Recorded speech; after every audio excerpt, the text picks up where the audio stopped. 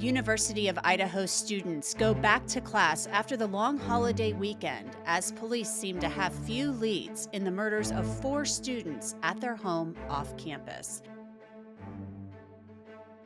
I'm Angenette Levy, and welcome to Law&Crime's Sidebar podcast. We are taking a closer look at what we know so far in the murders of those 4 students a little more than 2 weeks ago. Maddie Mogan, Kaylee Goncalves, Ethan Chapin, and Xana Kernodle had been out for the night and were killed sometime after they returned home in the early morning hours of November 13th. Maddie and Kaylee were captured on a Twitch stream video at the Grub Truck, that was a food truck, shortly before they went home for the night. They had been at the Corner Club bar before that. Ethan and Xana were dating and had been at a party at the Sigma Chi house earlier in the evening. Here's Captain Roger Lanier of the Moscow Police Department discussing the timeline so far. On the evening of November 12th and into the early morning hours of November 13th, Kaylee and Madison arrived home at approximately 1:45 a.m. after visiting a local bar and a street food vendor. Ethan and Xana were also out in the community at Sigma Chi, and they arrived home at approximately 1:45 a.m. 2 surviving roommates who were also out in the community arrived home at approximately 1 a.m. Now, later that morning, it was 11:58 a.m. A 911 call was placed from one of the surviving roommates' cell phones. They had actually called a friend to the house because they believed one of the people who was actually killed was sleeping and unconscious. Police say the 911 call takers had actually spoken to more than one person who was at the home at the time. Autopsies revealed that the victims were all stabbed, and some of them had defensive wounds. Others were stabbed as they were sleeping. Police have said there were no signs of sexual assault. So far, police say they've been able to rule out some people related to the investigation. Joining me to discuss the very latest on this case is forensic death investigator Joseph Scott Morgan, who's been following this case very closely since the beginning. Joseph, welcome back to Sidebar. Thanks for coming on. Thanks for having me, Angenette. You know, the timing of this is really interesting and kind of peculiar. This happened, a week or so, week and a half before the long holiday weekend. So, is there any way that that could have impacted the investigation? The fact that kids may have been getting ready to go home for the holiday? Yeah. In my estimation, yes, of course it could. As a college professor myself, and living, and working in a university environment, it's kind of amazing when you have these events that kind of shake the university to its core, and it extends out. And with an event like this, you've already, let's just think about what the kids are thinking about at this moment in time. Prior to this event, they've had a long semester. They're coming to the end of it. They see the finish line. Thanksgiving is on this way. And all of a sudden, bam, this horrible event occurs. They were already thinking about leaving anyway. The floodgate was kind of opened, when news, kind of leached out about this. And people were probably stumbling over themselves to get to their cars, to leave, to flee to safety, to get home. And from an investigative standpoint, this is a perfect storm. You begin to see things in a different light. You think, well, is it worth me hanging around for another day, another night, when I know that people that might not be in my immediate circle, but are at least peripheral to me, have had this event that has rocked us to our core? I think I'm leaving. Well, when that happens, the investigators lose a big chunk of potential interviewees. They've left. And here's the thing about doing an investigation. Sometimes for the investigators, um, they can stimulate something in the brain of an interviewee that the interviewee might not have thought about. And all of a sudden, information comes out. It comes flowing back to the police. And think about how large this university is. If I've heard estimates of, 10 to 11,000 people inhabit this small space. It's amazing how many of these individuals may very well have data contained in their brain or in their remembrances that they might, just dismiss and say, well, that wasn't important.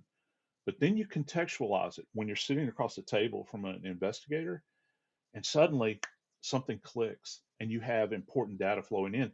Now we're 2 weeks downrange at this moment in time. Think about this: 2 weeks downrange, memories begin to fade after this period of time. Recall is not immediate. So not only do you have a scene that is highly complex from a forensic standpoint, from when you're trying to gather biological evidence, now on the other side, you've got this kind of lack of communication or interaction with individuals that might have knowledge about the case. So I would assume as an investigator, you would want to kind of put that plea out again. If you have kids who are returning back to school, you put that plea out again, or you're going through, the cell phone dumps of these victims, which can be very tedious and time consuming.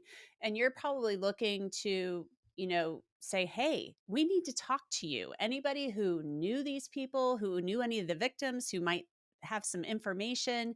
So I'm assuming we'll hear another plea for people to come forward.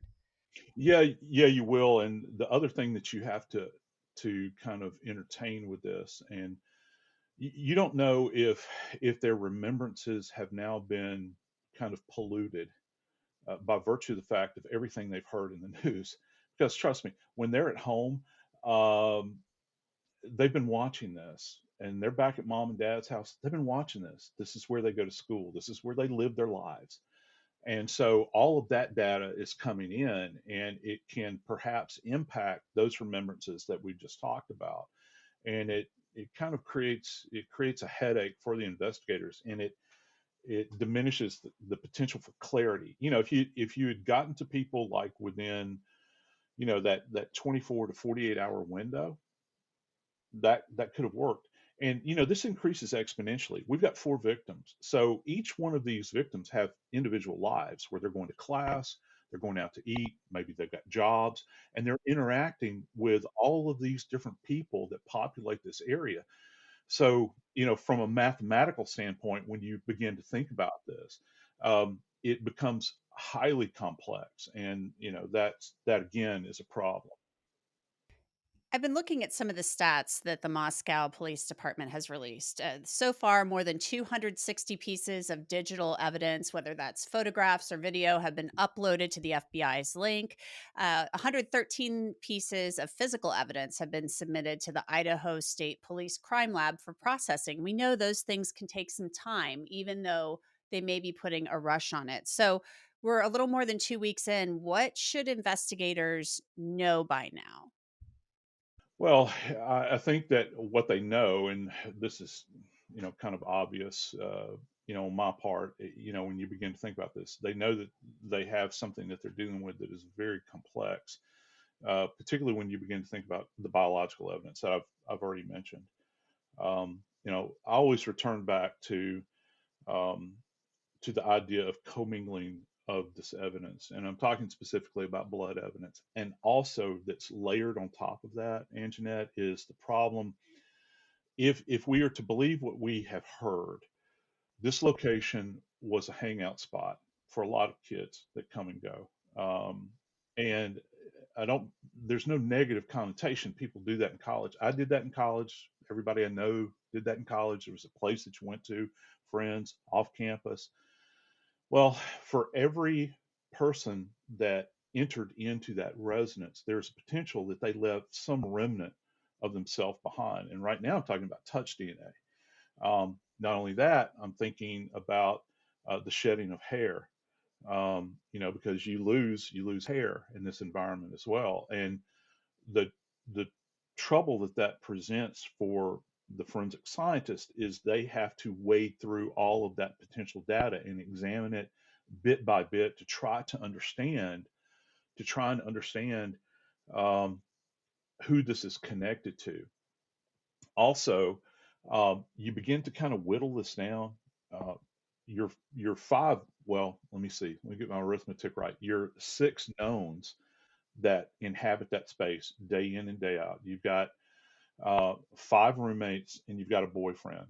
Well, you also have to think about, did anybody else um, in that environment have a romantic partner that might that might be visiting that location on a more than regular basis? You know, they're kind of in and out. They might have access to the property. So that's another person that would be connected to this. Then you think about, well, did parents help anybody move in or move out? Have parents been there? So you think about their DNA. And then you've got the hangout crowd, all of those people that kind of migrate through this location in and out. What are they dragging in with them? So it is a daunting undertaking for people that work in trace evidence, and specifically for those that work in DNA. And police have been battling a lot of things having to do with this case, including the spread of rumors. And they addressed one of these when they discussed the 911 call that was placed from the home on November 13th. So let's listen as Captain Lanier discusses the 911 call in this case. We have not released the names of any of the subjects who spoke on the 911 call, and we have not released the call itself. Any online reports of the victims being tied and gagged are not accurate.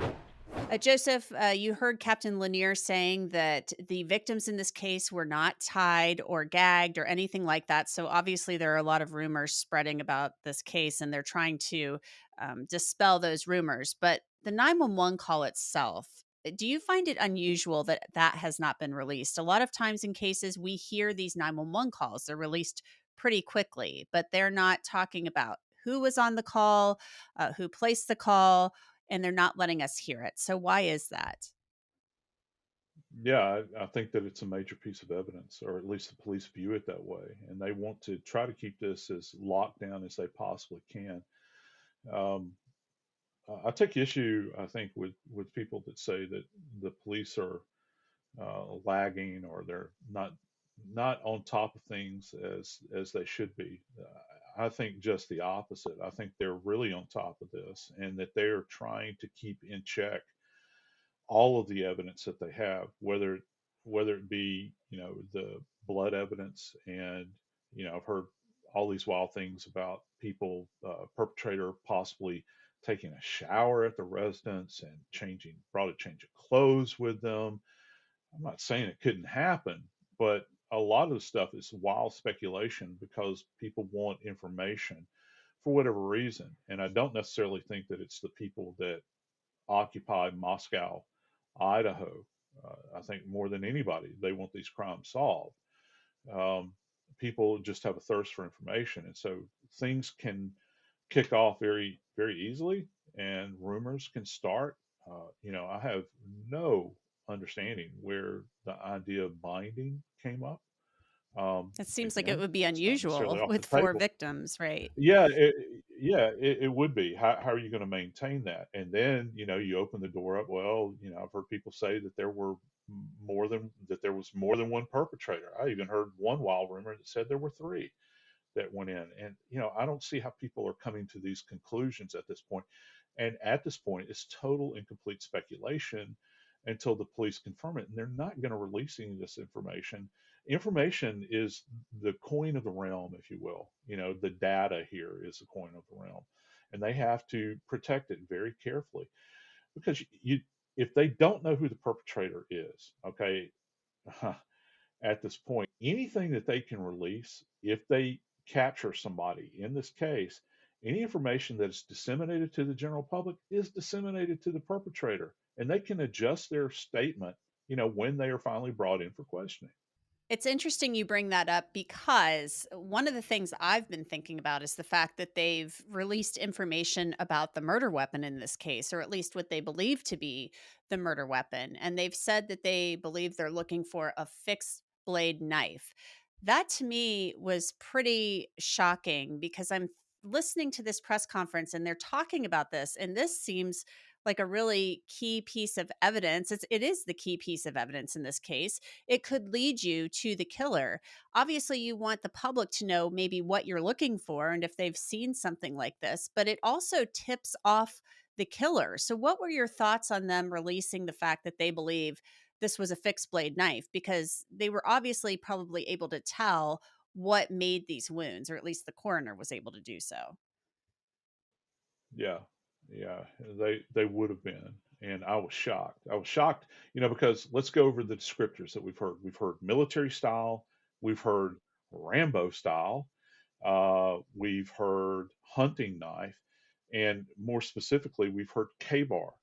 And K-bar is a type of knife that is associated primarily with the Marine Corps. Our Marines have carried K-bar since, I'm probably going to get this wrong, but I think since World War II or maybe even before. It's a very specific type of knife.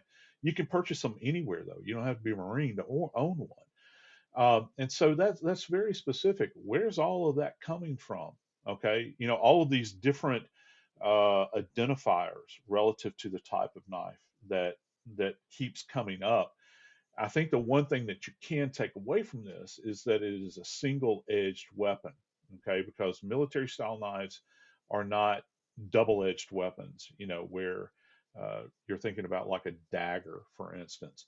It has, with military style knife, they have a facility to them where you'll have an edge side, and many times along the spine, that is the bulky backside part of it, you can have a saw, like saw teeth, and they're very robust looking, um, so that if you're in a survival situation, you can saw down small saplings and these sorts of things. Also, a military style knife. One of the features of it, and remember, you said fixed blade. This is not a flip knife. This is not like people would call a pocket knife or a buck knife or that sort of thing. Many times with a military style knife, it will have a hilt guard, and that's that little bar that separates the handle from the blade. And when you're examining wounds that are brought about as a result of the use of a weapon with a hilt guard, it'll leave a contusion around the actual wound itself, because obviously that's not going to penetrate into the body, but it'll contuse the body as a result of the stab wound. So you've got the blade leading into the body, and then where the hilt guard is, it will leave a contusion adjacent to the injury itself, to the fatal injury, or to the stab wound rather. I want to take a look now at just this TikTok video that Kaylee Goncalves posted on October 27th. It's just her and some of the roommates just having a little bit of fun. Hey guys, I know I talk about myself a lot, but like, what would you guys do in my situation? Dana, where are you going? Yeah, I gotta go to the pool. Yeah, I failed 2 of them already. Joseph, it's really sad for me to look at this video and to see these girls, they're these young women really, really just having a fun time. And then to think what happened to two of them a couple of weeks later. One of the things that they've been talking about on these press conferences is the fact that there have been reports that Kaylee Goncalves thought she had a stalker. The police said they've been looking into that and they haven't found any evidence of that, but that they are continuing to look into that. These are people, obviously who were really active on social media. So, your thoughts on this kind of rumor that's been spreading around, or maybe it's not really a rumor, but the information that she may have had a stalker? Yeah, well, this is the age that we live in, because it's not just your business, or even back in the days before there was this proliferation of social media. Uh, it's not just like the population of the University of Idaho is involved in this. Now you're sending this out far and wide. Everybody has access, and as scary as this is, an insight into your life. You just mentioned, uh, them kind of cutting up in this environment, imitating one another, that sort of thing. That's very intimate. In the past, we might have a joke between us as friends, and might mimic another person. Now that view into their life, is very intimate, and it gives you a peek, into a window of their life.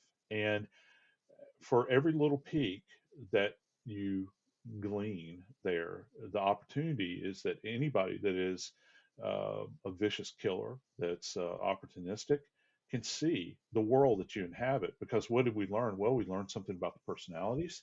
of these young women. We learned something about the physical structure, didn't we? We could see. I think I saw a staircase in there. I saw them, walking around. You kind of get a sense for the orientation of the place. Yeah, yeah. And so you're opening the whole world up to the space that you occupy in the most intimate sense. Uh, Everybody can see, and it's terrifying. It is absolutely terrifying. Well, Joseph Scott Morgan, we want people who have information, tips about this case, suspicions, even if people think it's not important, they need to report it to law enforcement, and they can do that. There's a tip line. It's 208-883-7180. There's also an email. It's tipline@ci.moscow.id.us. And digital media, photos, videos can be uploaded to fbi.gov/Moscow, Idaho. Joseph Scott Morgan, forensic death investigator, thanks as always for your time and your expertise. We really appreciate it.